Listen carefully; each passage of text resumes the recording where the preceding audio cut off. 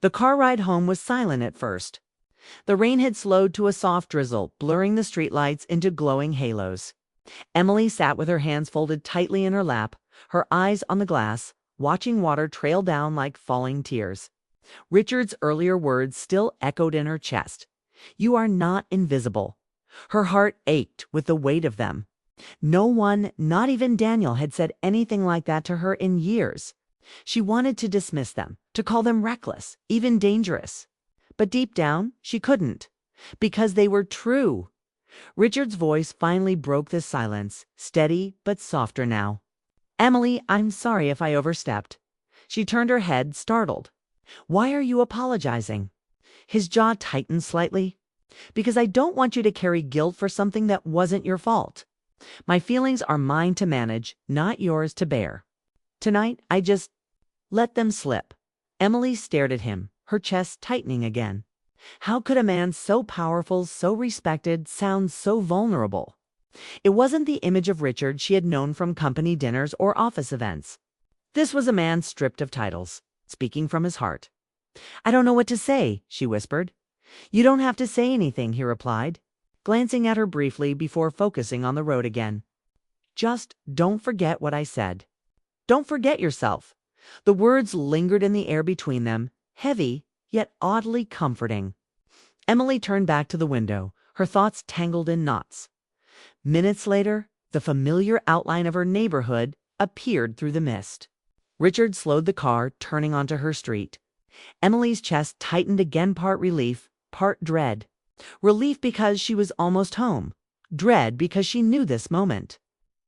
This night would end, and everything would go back to the way it was. The car rolled to a gentle stop in front of her house. The porch light glowed faintly, casting a soft circle on the damp driveway. Through the window, she could see the faint shadow of Daniel moving inside. He was home earlier than he had said. Emily froze. Her heart skipped. If Daniel asked where she had been, what would she say? Would she tell him about the cafe by the lake? About the words Richard had spoken? About the storm she felt in her chest? No, she couldn't. He wouldn't understand. Richard shifted in his seat, his voice low. "Emily." She turned to him, meeting his gaze. For the briefest moment, the world outside disappeared.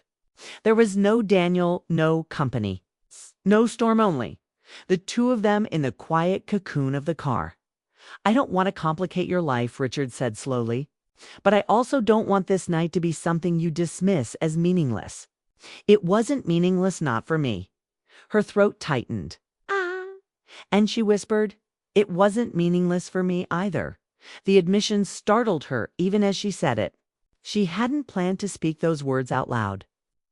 But they slipped free like a truth too heavy to cage. Richard exhaled, a faint, bittersweet smile crossing his lips. He didn't reach for her, didn't touch her hand, though she could feel the weight of the almost. The ache of what lingered unspoken. "Then that's enough," he murmured. "Even if this is the last time we speak of it, I'll carry tonight with me." Emily's eyes burned with tears she couldn't let fall. She opened the door slowly, stepping out into the damp night air. The porch light cast a glow on her, but she turned back, her eyes meeting Richard's one last time. He gave her a look she would never forget, steady, respectful. But filled with unspoken longing, she closed the door gently, her heart pounding, and walked up the path toward her front door. With every step, she told herself to breathe, to smile, to act normal. When she stepped inside, Daniel was standing in the hallway, loosening his tie. He looked up and offered her a tired smile. "Hey, Em. Sorry about earlier. The meeting ended sooner than I thought." She nodded, forcing a smile. "It's okay. I got a ride." Daniel frowned slightly. "From who?" Emily's pulse quickened, but she answered as calmly as she could. "Richard. He was leaving the office. He saw me waiting in the rain." Daniel's brow furrowed, and for a second she thought he might press further. But then he just nodded, distracted, pulling his phone from his pocket.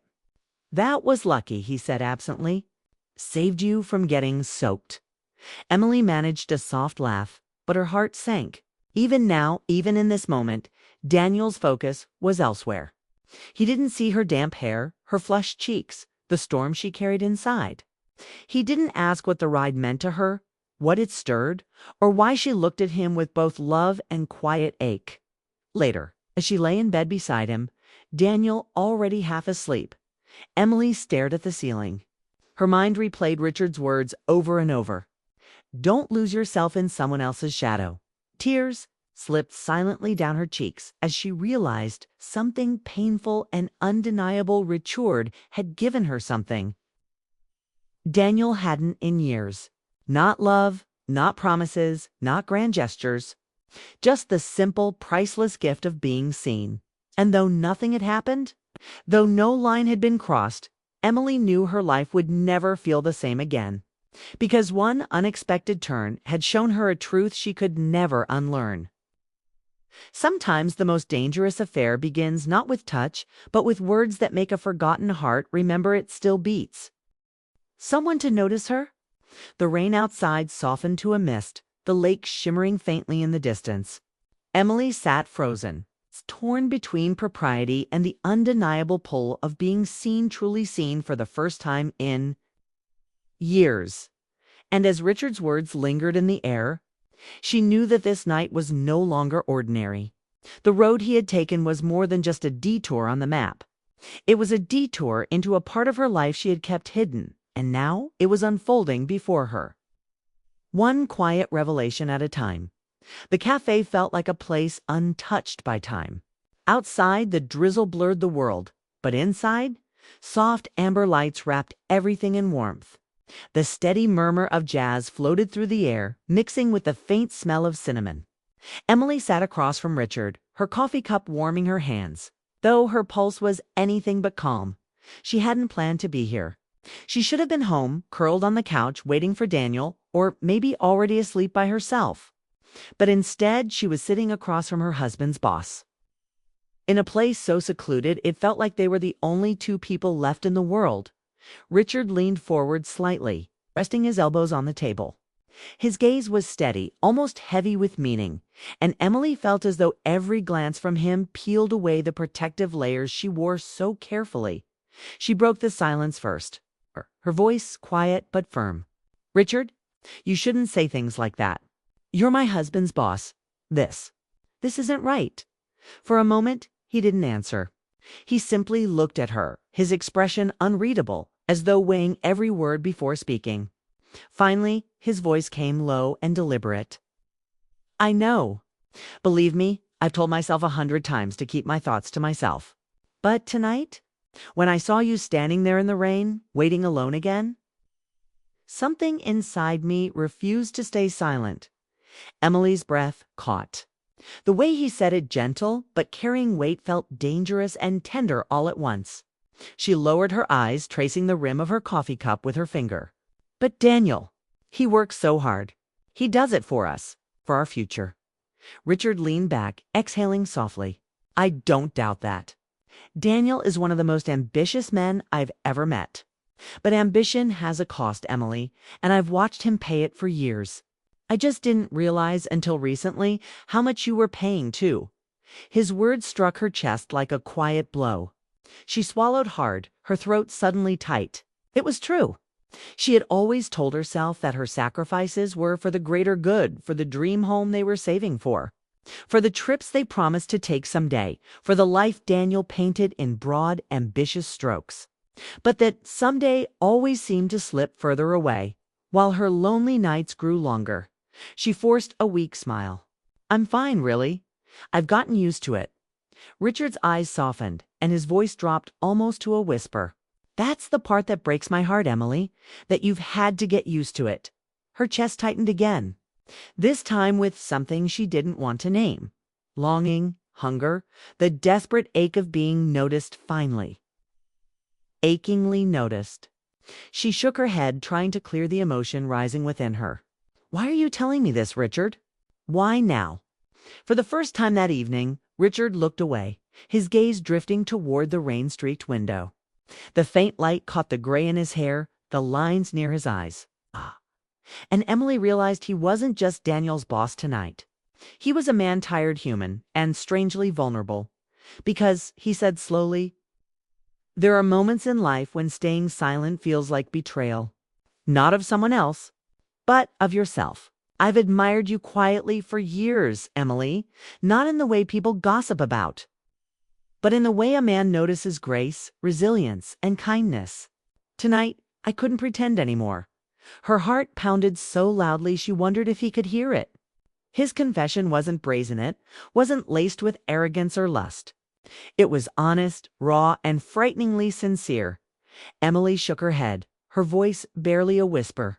You can't say that. You don't know what you're doing to me. Richard's eyes returned to hers, steady and searching. Then tell me, what am I doing to you?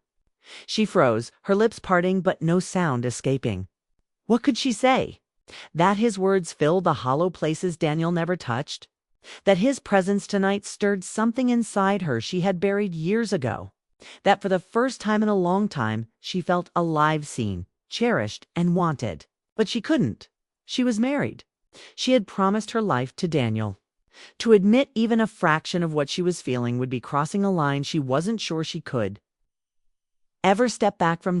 So she looked down, blinking back tears. You're confusing me, she whispered.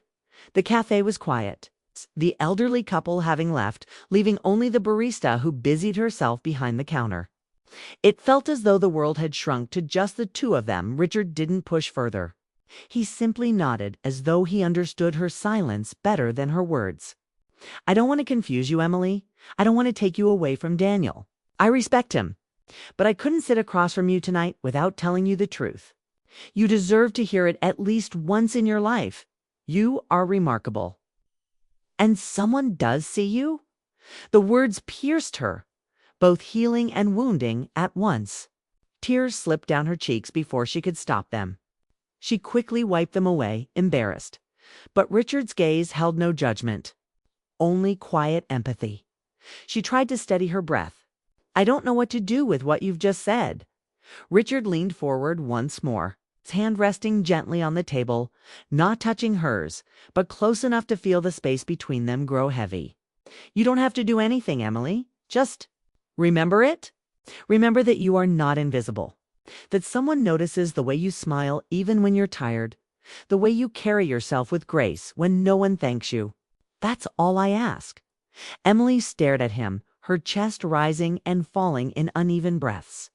She knew she should leave, end the night, put distance between them before this fragile line blurred beyond repair. But something rooted her to the seat, as if her heart had chained her there. Unwilling to let go of the one moment she felt truly seen, the clock on the cafe wall ticked softly, each second stretching into eternity. The storm outside had calmed, but inside Emily, a different storm raged, one of longing, guilt, and an ache she hadn't dared to feel in years. When Richard finally rose from his seat, motioning toward the door, she followed silently. The drive home loomed ahead, and with it, the question that haunted her: what would happen next? The rain had been falling since late afternoon, and by the time evening settled in, the office building stood against the dark sky like a lonely island surrounded by sheets of water. Emily stood under the awning near the glass doors, clutching her purse tightly against her chest. Her husband, Daniel, had promised to pick her up after her late shift, but just minutes ago a text had appeared on her phone. Sorry, Em, stuck at work. Big meeting with the investors. Don't wait up. Get a cab if you need to. She read the words twice, her chest tightening with disappointment. It wasn't the first time. Daniel's work always came for a stat. At least that's how it felt these days. She told herself not to be upset, not to be selfish, but her heart ached anyway. What was the point of promises if they kept breaking so easily? The rain splattered harder, bouncing off the sidewalk in silver streams. Emily considered calling a cab, but her phone battery was nearly dead. The thought of waiting in the storm for an unfamiliar driver left her uneasy. She bit her lip, shifting her weight from one foot to the other, her shoes damp from where the water had crept under the awning. That's when headlights cut through the rain, slowing as a sleek black car pulled up to the curb. The tinted window rolled down, and Emily's breath caught in her throat. Emily, a deep, steady voice called out. Are you stranded? It was Richard. She froze for a moment, her heart thudding unexpectedly. Richard wasn't just anyone. He was Daniel's boss, a man she had seen countless times at company dinners and holiday parties. Always dressed in sharp suits, his voice carrying quiet authority. He was in his mid-40s, tall and broad-shouldered, with graying hair at the temples that only added to his striking presence. Emily had always been polite around him, little guarded even, because there was something about his piercing gaze that made her feel seen in a way she couldn't quite explain. Now, here he was, leaning slightly toward her from behind the wheel, rain dripping down the side of his car.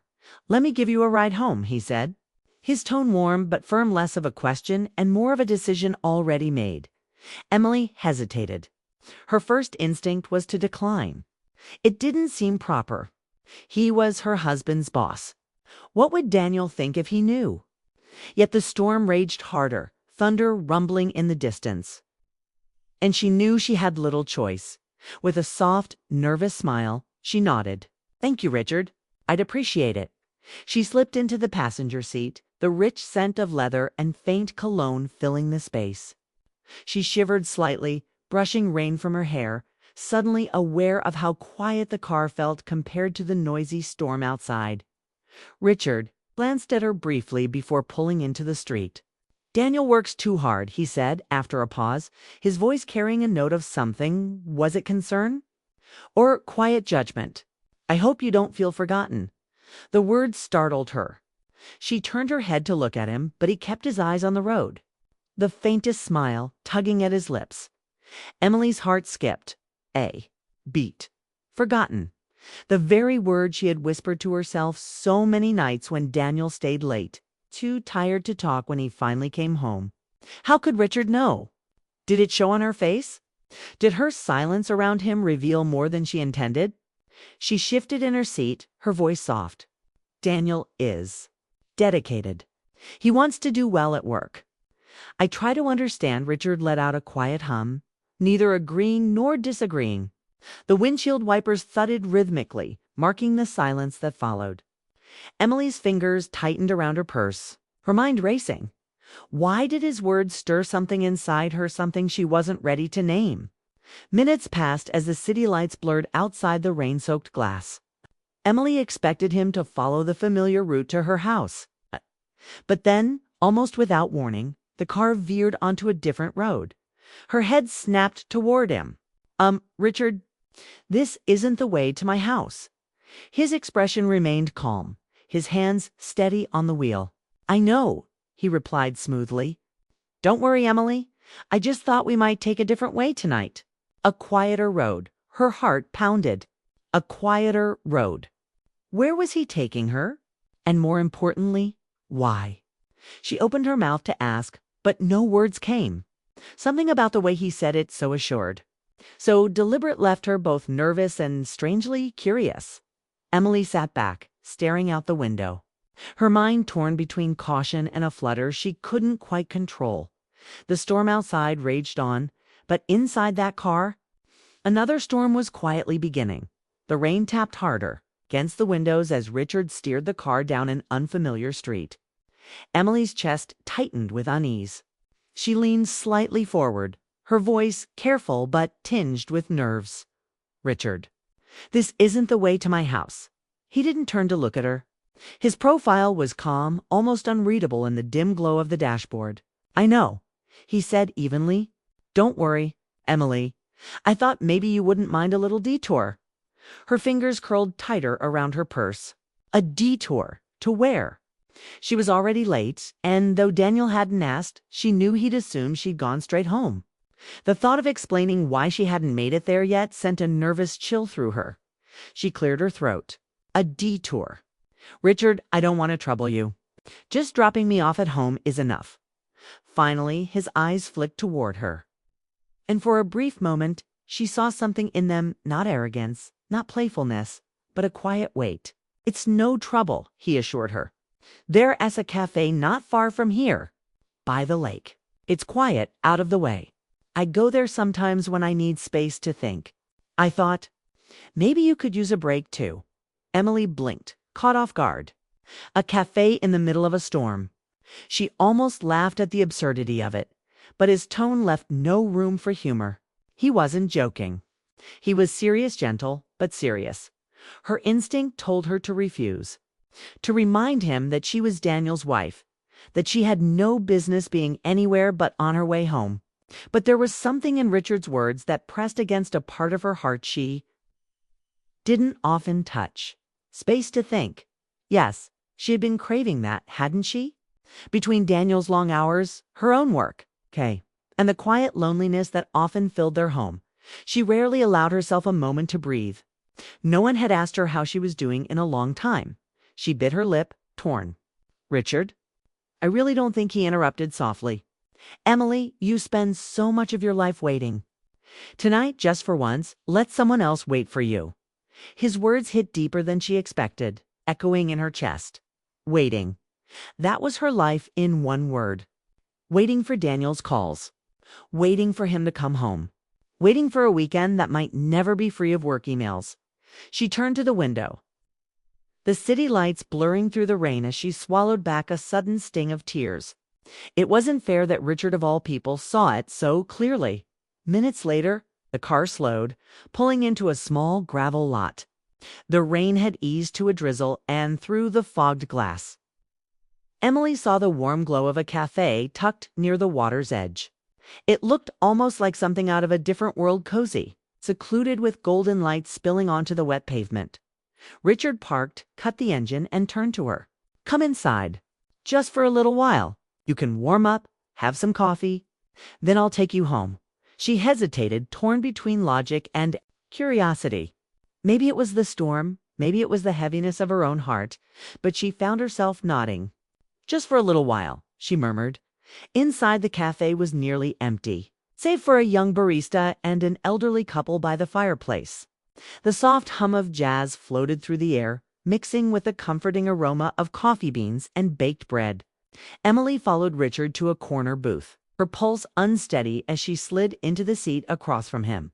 For a few minutes, they sat in silence, the clinking of cups filling the quiet.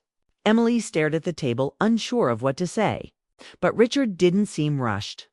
He studied her gently, as though he was content just to sit there. Finally, he spoke. "You know, Emily, most people only see the surface. They see Daniel as successful, hardworking. They admire his dedication. But I see something else, too." Her eyes lifted slowly to his. "What do you mean?"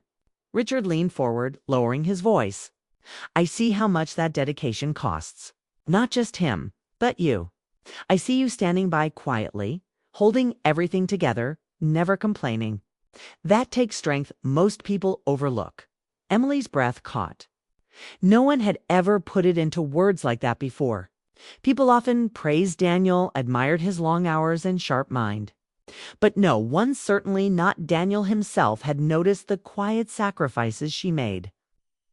The loneliness she endured in silence. She whispered, almost defensively, "I married him knowing he worked hard. I shouldn't complain." Richard's gaze softened. "I didn't say you were complaining. I said you were strong. There's a difference." Something warm spread through her chest, mixed with confusion. Why was he saying these things to her? Why did his acknowledgement matter so much? She looked down at her coffee, her hands trembling slightly. "Richard, you shouldn't say things like that. You're my husband's boss." He didn't flinch, didn't look away. "I know. But sometimes the truth has to be spoken, no matter how inconvenient it is." Her heart pounded in her ears. The truth. Was it true? Was she strong?